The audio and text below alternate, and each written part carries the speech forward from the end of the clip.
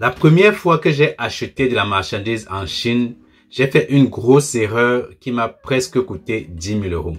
J'ai commandé de la marchandise en Chine pour la toute première fois et ce que j'ai reçu était simplement un désastre. Et c'est grâce à la technique que je vais vous partager dans cette vidéo-ci que j'ai pu récupérer une grosse partie de mon investissement. Alors, si vous êtes en train d'effectuer votre premier achat sur Alibaba ou si vous cherchez juste le moyen d'avoir la certitude à 100% que votre argent durement gagné est en sécurité, cette vidéo-ci est faite pour vous. Alors, dans cette vidéo-ci, vous allez apprendre les petits secrets à mettre en place pour dormir tranquille lorsque vous effectuez votre achat en Chine chez un fournisseur pour la première fois.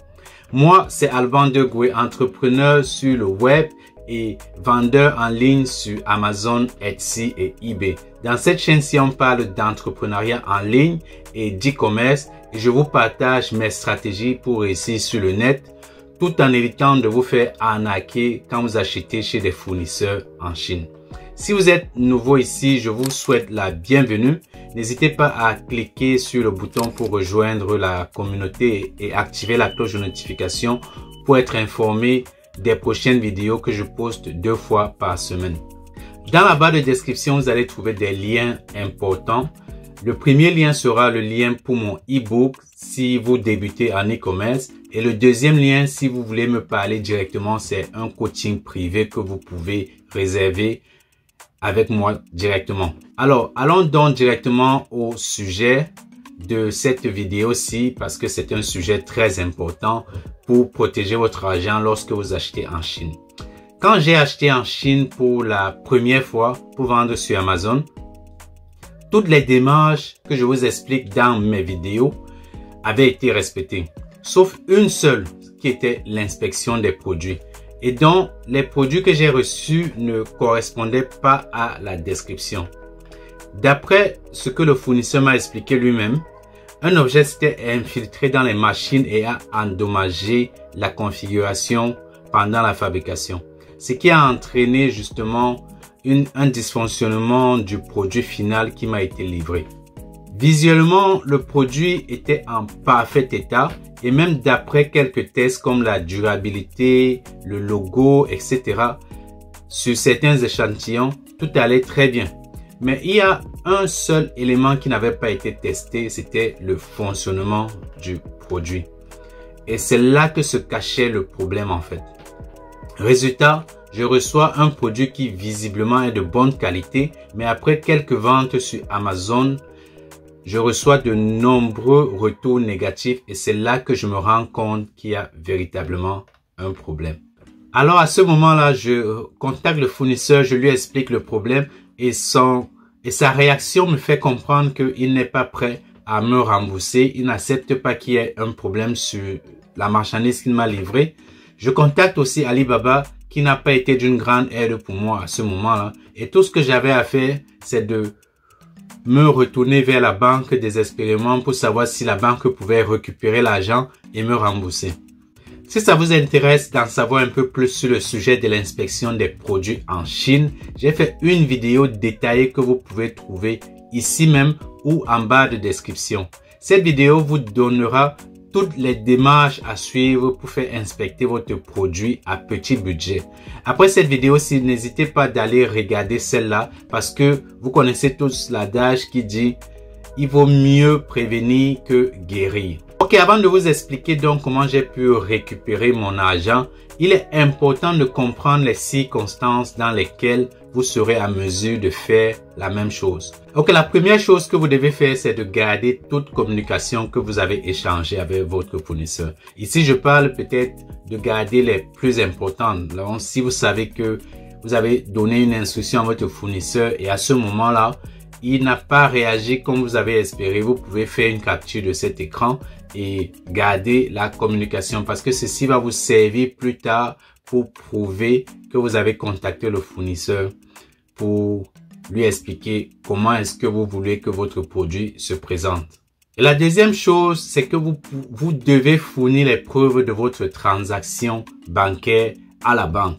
Ça paraît toute évidence, ça paraît même un peu bête, mais si vous ne montrez pas à la banque que vous avez fait une transaction tel jour, tel montant à telle personne, la banque ne pourra pas savoir de quoi vous parlez. En principe, ces deux conditions-ci suffisent pour que la banque ou l'institution bancaire commence les démarches pour le remboursement. Mais vous devez quand même justifier pourquoi vous réclamez votre argent. C'est-à-dire tout simplement que vous ne pouvez pas dire à la banque que vous avez fait un achat et que vous souhaitez être remboursé. Vous devez prouver que l'achat était une mauvaise affaire et que vous souhaitez être remboursé. Et donc, pour vous faire rembourser, vous devez prouver, 1, que le produit ne correspond pas à la description. Ceci dit que ça peut être un problème technique que vous rencontrez au moment de l'utilisation du produit. Ça peut aussi être un problème visuel sur le produit, c'est-à-dire, par exemple, une égratignure, une malformation du produit, ou alors vous avez reçu un produit qui est cassé. Attention, ceci dépend aussi du type des Incoterms que vous avez arrangé avec votre fournisseur. Si c'est lui qui s'occupe entièrement de la livraison, dans ce cas-là, ça peut être un motif pour réclamer votre argent. Mais si c'est vous qui vous êtes occupé de la livraison, alors il faut voir dans quelles conditions vous devez vous faire rembourser. J'ai également fait 2 vidéos dans lesquelles j'explique les Incoterms, le choix des Incoterms lorsque vous faites un achat en Chine. Et ceci prend par exemple le transport, l'assurance, la douane et les taxes, qui s'occupent de la livraison, qui s'occupent du déchargement et même du chargement des produits dans les camions ou hors des camions. Je vous invite à aller regarder ces 2 vidéos là. Elles sont très instructives et elles m'ont demandé quand même un peu de temps pour faire des recherches, pour approfondir la vidéo avant que je ne la poste en ligne.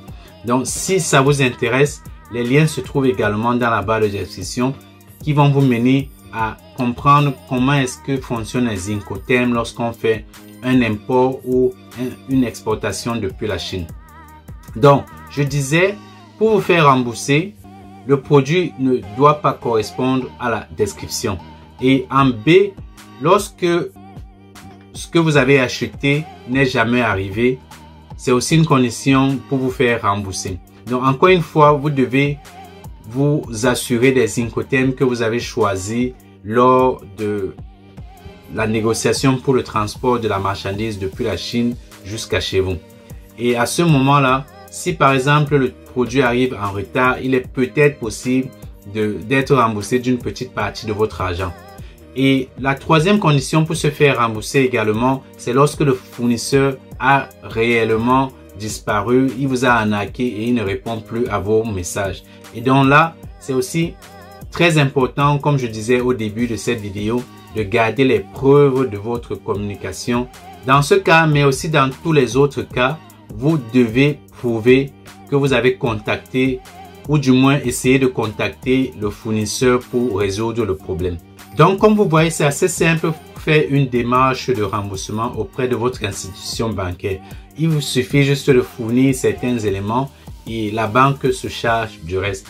Mais dans certains cas, surtout s'il s'agit d'un non-respect du standard de fabrication ou alors d'un non-respect de la certification, vous devez faire appel à certaines institutions pour la certification, pour la qualité. Et ça vous coûte beaucoup plus cher de le faire en Europe qu'en Chine. Donc, il vaut mieux faire l'inspection de vos produits en Chine à très bas prix pour toute la marchandise ou bien une partie de la marchandise à 150 ou 200 $. Et ici, en Europe, par exemple, j'ai dû faire pour l'inspection de 3 produits uniquement pour 3 échantillons, j'ai dû payer la somme de 200 livres. Donc, je vous invite donc à aller regarder la vidéo sur l'inspection pour savoir comment est-ce que vous pouvez faire votre inspection en Chine à très bas prix. Maintenant que vous avez toutes les preuves à fournir, je vous invite donc à liker cette vidéo si le contenu vous intéresse jusqu'ici et à partager pour aviser justement les personnes qui vont se lancer dans l'achat en Chine et qui ont peur de perdre leur argent pendant les transactions. Et si vous n'avez pas encore fait, abonnez-vous également et activez la cloche pour recevoir les prochaines vidéos. Voici donc les conditions pour récupérer votre argent auprès des institutions bancaires. La première condition, c'est le choix du mode de paiement que vous allez utiliser pour faire vos transactions. Cette condition-ci seule est la raison pour laquelle vous ne pouvez pas récupérer votre argent si vous ne la respectez pas. Et donc, il y a plusieurs moyens de faire des paiements en ligne. Vous pouvez utiliser les cartes de crédit, les cartes de débit, les virements bancaires. Bien que tous ces modes de paiement soient louables, le seul mode de paiement qui vous garantit vraiment un remboursement, c'est la carte de crédit. C'est le seul mode de paiement qui garantit un remboursement. Et je ne parle pas ici d'utiliser une carte de débit ou une carte prépayée ou encore de faire un virement bancaire. La deuxième condition est tout simplement de respecter les délais pour faire la réclamation. Parce que passé ce délai, vous ne pouvez pas récupérer votre argent. Et ce délai implique aussi le temps de la réception de la marchandise également. C'est un délai assez raisonnable quand même. Mais vu que la plupart des paiements en Chine se font en 2 paiements et que depuis la pandémie, les temps de transport se sont encore beaucoup plus prolongés, il vaut mieux vous informer sur le temps maximum de délai à considérer. La troisième qui me vient en tête, c'est le montant que vous devez dépenser. Ici, on parle d'un minimum et d'un maximum. En Angleterre, le minimum est de 100 livres et le maximum est de 30 000 livres. Ceci dit, si vous faites un paiement de moins de 100 livres, vous pouvez toujours faire une demande de remboursement, mais ce ne serait pas un droit légal. Et si vous faites un achat de plus de 30 000 livres, honnêtement, je ne sais pas si vous allez être remboursé jusqu'à 30 000 livres ou tout simplement pas. Les informations que j'ai reçues jusqu'ici ne sont pas assez claires dessus. Et pour finir cette vidéo, la 4e condition pour se faire rembourser est de faire la bonne demande de remboursement. Vous avez 2 moyens de faire une demande de remboursement avec les institutions bancaires. La première, c'est la chargeback qui ne couvre pas tout ce qu'on a vu dans cette vidéo, c'est juste ici. Et si vous faites une chargeback, elle ne pourra pas prendre en compte le remboursement de votre achat depuis la Chine. Et la deuxième est la section 75. C'est celle dont je viens de vous donner toutes les conditions. Pour faire la demande, vous devez contacter votre institution bancaire et lui demander de vous envoyer tous les documents à remplir et à leur retourner. Si vous n'avez pas encore de carte de crédit, je vous conseille American Express. En plus de vous faire rembourser, vous pouvez encore obtenir des points bonus quand vous effectuez des transactions avec cette carte. L'un des avantages de la American Express est aussi le fait que vous aurez une carte au nom de votre entreprise ou de votre business et non à votre nom propre. Et c'est un gros avantage parce que ça n'aura aucun effet sur votre credit score, dépendamment de comment il fonctionne dans votre pays. Le lien pour obtenir une carte de crédit se trouve en bas de description également. Si vous n'avez pas encore une carte de crédit pour votre entreprise, je vous invite vivement à cliquer sur le lien et à faire une demande pour votre carte de crédit pour votre entreprise et non pour vous. Si vous voulez apprendre comment vendre sur Amazon également, le lien de ma formation se trouve en bas de description. Si vous n'êtes pas encore prêt, vous pouvez télécharger l'ebook ou alors prendre un coaching avec moi directement. C'est tout pour cette vidéo-ci. J'espère qu'elle vous aidera à acheter en Chine et sans vous faire arnaquer bien sûr. Merci d'avoir regardé jusqu'à la fin. Abonnez-vous et pour ne pas rater les prochaines vidéos, activez également la cloche de notification. On est ensemble. Ciao.